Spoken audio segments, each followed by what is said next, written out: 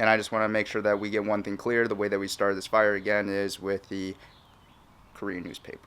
Alright, for this cold smoke, what we're going to do is try to find one really dense, pretty heavy log that I typically wouldn't use in a normal fire, just because it is a little bit heavier. I like the bark. It should last a while. I don't think I'll need to add too much more to this afterwards, but we'll see. So I've got a handful of charcoal briquettes, and you know, with this small smoker, it should be plenty. So you know, we're just gonna try to keep it about 155, 165 or so, and we're gonna try to keep it smoldering. We should get a lot of smoke. People shouldn't freak out because there's smoke. You can call it dirty smoke or whatever, but this is how it's done.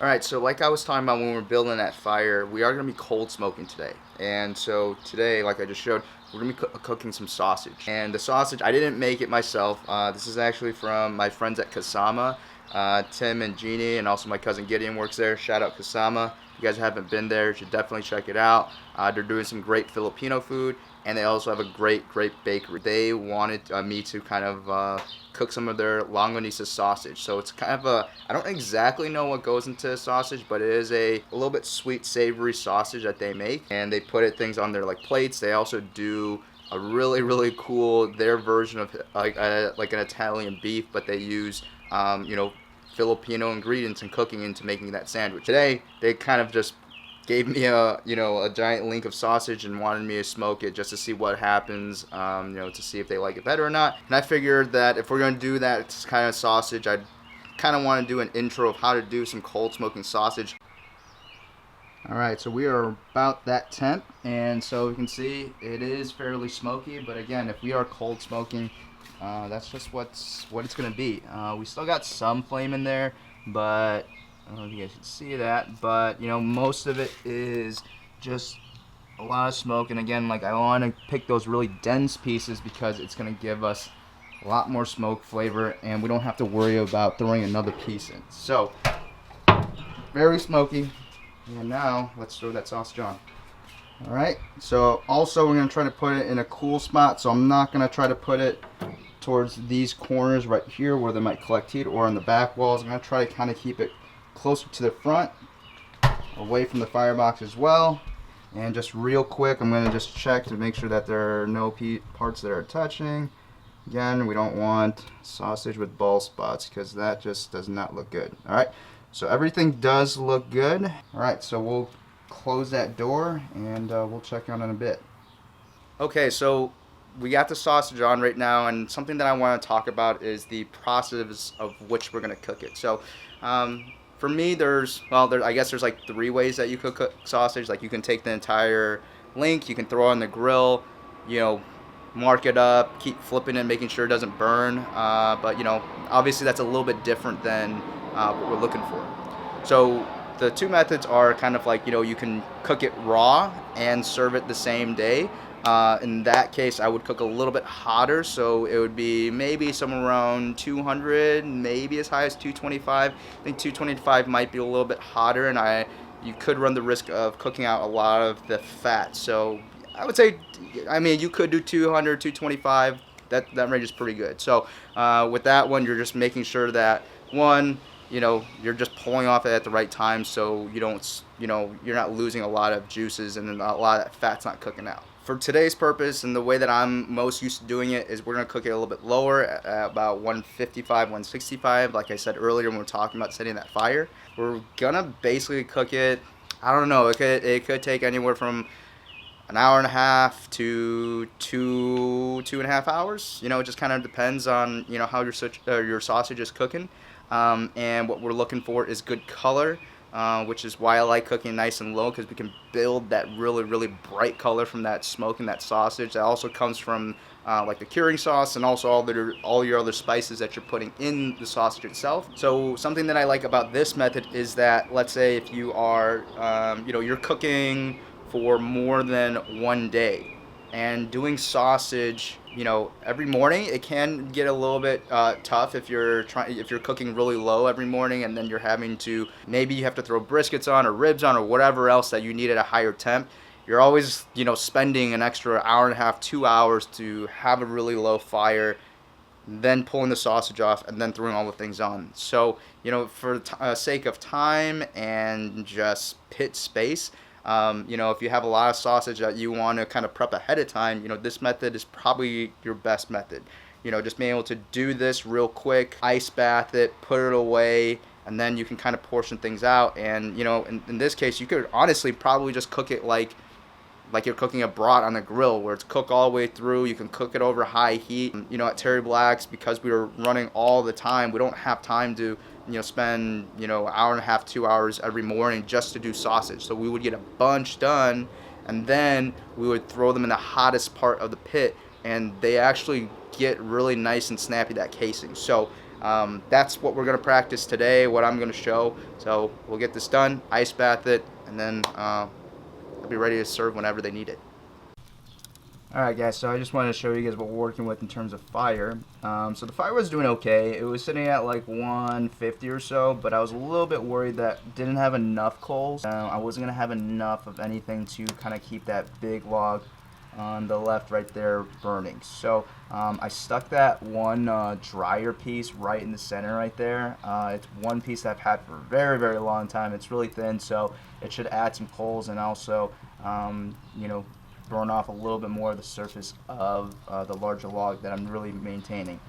Now, you know, I've shown you guys a lot about like my dirty fires and stuff like that. This is kind of the same idea, but what I'm trying to do for the most part is try and keep everything really compressed. There's not that much spacing. There's a little bit of an area down there, but I'm really trying to reduce the amount of oxygen that this fire is getting, but just enough so that it's burning properly. Meaning that, you know, I'm able to maintain temp, but I'm not worried about it getting super, super smoky. So just want to show you guys what I'm working with and the reason why I'm throwing a little dry piece in there.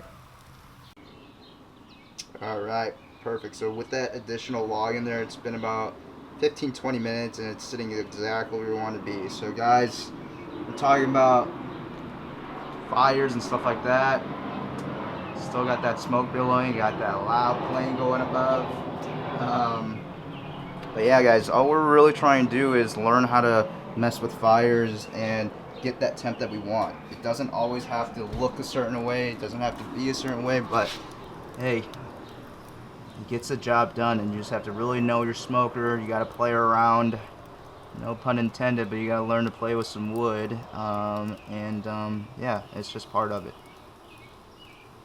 By the way, when it comes to sausage making videos and sausage cooking videos and barbecue, there's just too many puns. It's wood, sausage, I don't know what else to say. There's a lot of jokes to be made. Feel free to make those jokes in the comments down below.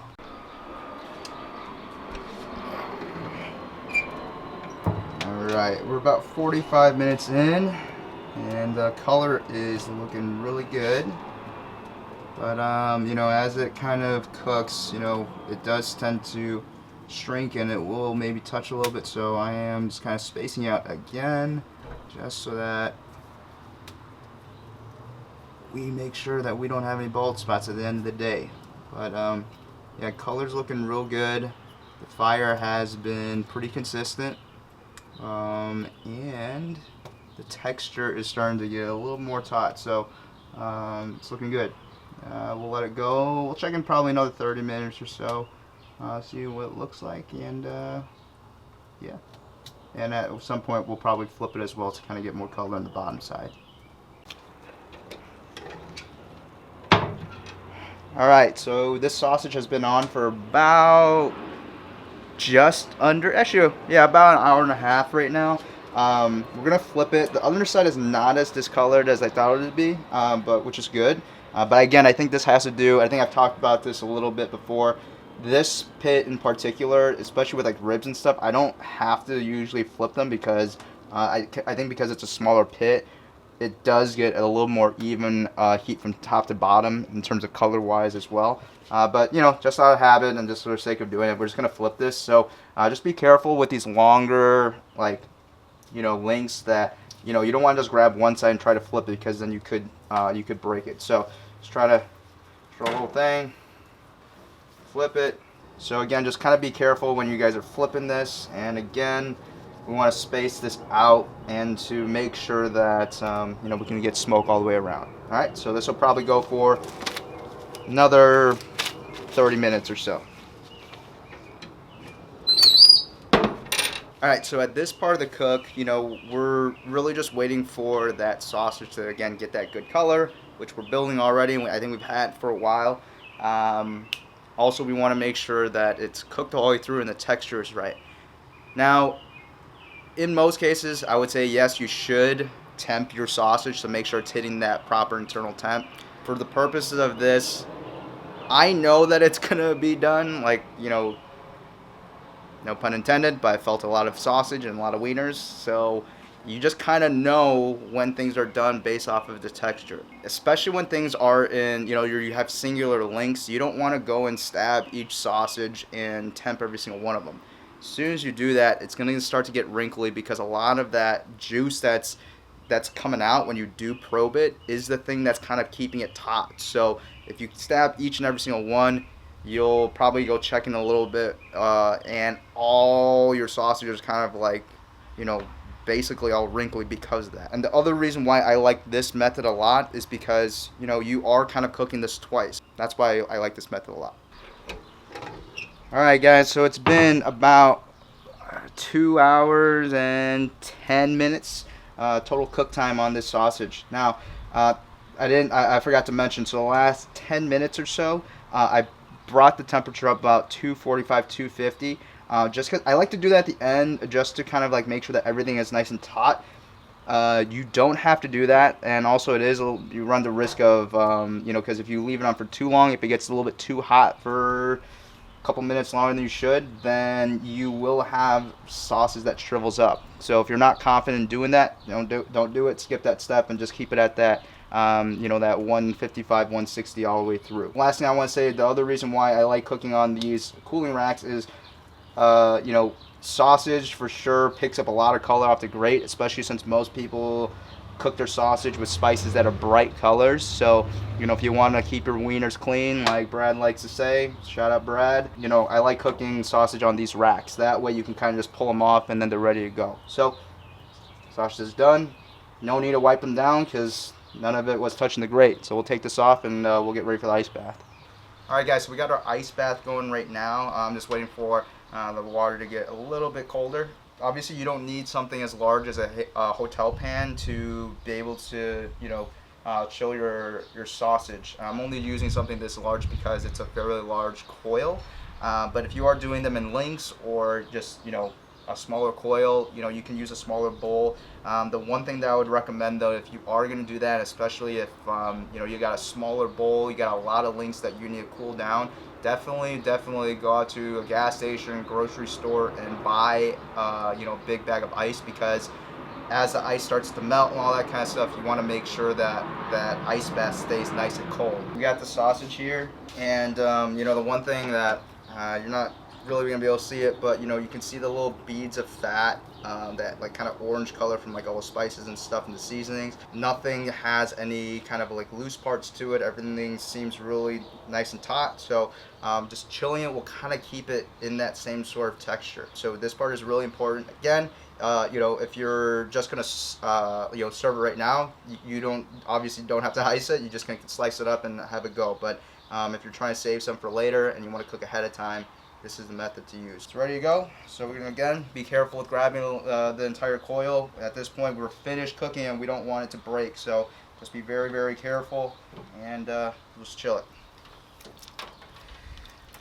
So it doesn't need to sit there for very long. We just want to get that internal temp to drop, and then you can kind of get your hands on and feel it. So if your sausage is bobbing and you want to keep one hand just to make sure that it sinks, and then you can use the other hand that's non-ice water to kind of check the temperature of it afterwards, so that you don't have two cold hands. You're like, okay, it's cooled down, because it might not be. So we're just making sure that fat is a little bit more solidified. We want it all to stay in there. And again, if you are poking at your sausage at this point, you might see a lot of fat coming out because you just stabbed it, and also you're going to get water that seeps in there. So we don't want to keep it in here for too long. We just want to make sure that it's cooled down. You know, we're just shocking it, and then we're gonna pull it out. All right, so the sausage feels cooled down enough. Again, being very careful again, not to break it. Bring it back over the tray. We might wipe this down with some paper towels or something like that, just to dry off the surface. But I'm gonna leave it uncovered like this in my fridge, so the outside can kind of dry out and get taut again. So you know, with doing sausage in this step, or in this entire process, you know, there's a lot of back and forth between. And for me, most of it is just kind of making sure that texture on the outside stays right. We don't want to push it too far where it gets wrinkly, but we don't want it to be too low of a temp where we don't build texture on the outside. So that's kind of basically what I'm looking for. The meat on the inside, it's gonna cook, it's gonna get up to temp. You know, if it starts to get a little bit mushy, that probably has more to do with maybe in the process of when you were stuffing it, and maybe things not staying super cold, or maybe the fat getting a little bit mushy and things of that nature. That's what you're always kind of playing around with. That's something that you're always trying to keep in mind when making sausages. Where is that texture of that casing? Is like the meat itself cooking properly, so it's staying one solid piece, instead of like some stuff that's getting like mushy, some stuff that's solid, and all that kind of stuff. All right, I'm gonna put this in the fridge to kind of chill, and we'll go deliver to them. All right, guys, I hope you guys enjoyed that video of just kind of you know, getting an intro to how to cold smoke. Obviously, it's not the only way that you can make sausage, but I personally think it's the most efficient way to do it, just because, again, you don't have to cook sausage from raw every single time. If you do it this way, you can stash it, you can freeze it at that point, and you can bring it out whenever you want. So after we shot this video, and after I let that sausage kind of cool and kind of dry off in the fridge, I did go to Kasama later that night to drop it off. And because I thought they would still be busy, even though it was at the tail end of the night, I didn't bring my camera with me, but we did all get to try it. One thing that we noticed was that you know, it being a pretty sweet sausage, it did kind of like mellow off that sweetness a little bit, and it kind of tasted like a sweeter, like kielbasa sausage, which is really interesting. I didn't expect that. I was actually expecting it to become sweeter, which is why I was hesitant at first to smoke this sausage. Like, for example, when you cook a brisket in an oven compared to, you know, putting it on a smoker, it does bring out a little bit of like, I wouldn't say sweet, but like that fat starts to caramelize in a different way where it lends itself to be a little bit sweeter. You know, same thing with like ribs. Even though you don't have sauce on there, it tends to get a little bit of a hammier flavor, which, you know, in my mind, I kind of correlate to being a little bit sweeter as well. And so that's the one thing I didn't want to happen to the sausage. I was pretty surprised and pretty happy that it wasn't like an extremely like sweet sausage at the end of the day. The other thing they had mentioned when they were kind of warming it up on the grill was that usually they're able to keep the sausage on the grill for a while, but they had to worry about keeping on it for too long because it was such a taut casing that it started to kind of like split and kind of explode a little bit. So even though we weren't able to go there and, you know, film us trying the sausage, the next video, what I'm gonna do is I'm gonna go over to Kasama and just kind of shoot a little bit behind the scenes of them just operating, doing their thing in the morning, just to be able to show off a little bit of their food. So if you guys haven't been there before, hopefully it'll pique your interest to go check them out. So that's going to be it for us on this video. I hope you guys enjoyed that kind of introduction to cooking sausage. For those of you guys who are making sausage at home, and you know, you're getting sausages that are a little bit more wrinkly, or you want to be more efficient with the cook, hopefully this one will help you out. But if you guys have any questions, make sure you leave them down in the comments down below, and I'll see you guys in the next one.